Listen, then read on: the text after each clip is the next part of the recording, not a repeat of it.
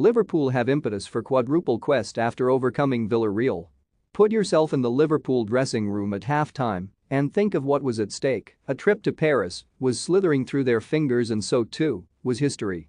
Such enormous opportunities carry a huge emotional burden. Had Liverpool capsized in Villarreal, the ramifications would have been felt in the Premier League and, potentially, the FA Cup final.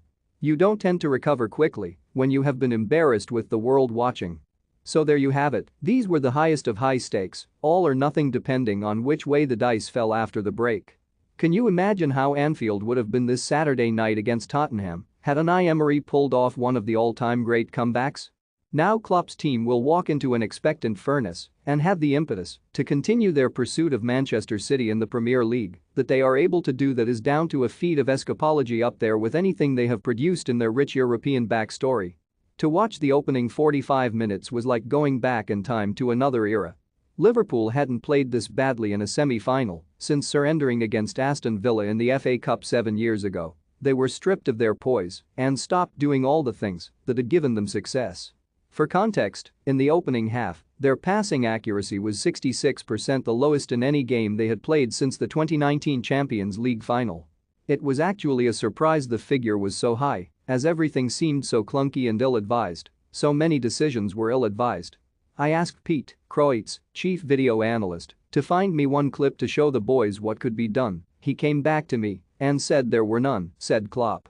We had 11 problems in the first half. It's not as if they were unaware of what could happen.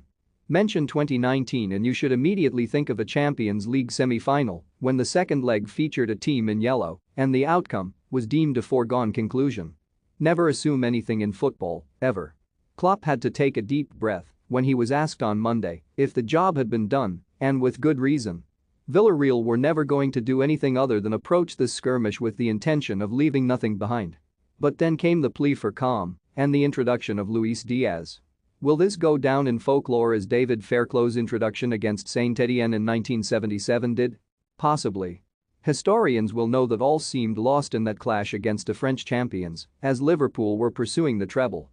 Buoyed by that comeback, Liverpool won 3-1 on the night, having trailed 1-0 at halftime and 1-0 in the first leg. They won the league, got beaten in the FA Cup final by Manchester United, but went on to beat Borussia Mönchengladbach in Rome. None of it would have been possible without Fairclough's intervention, and time may yet show that the jet-heeled winger from Colombia didn't just haul Liverpool off the floor in Spain, he saved their opportunity to become immortals. There is still much work to be done, and they won't get away with another 45 minutes like this again, but they are still fighting. In a season which will see them play every possible game in the football calendar, it is a remarkable achievement.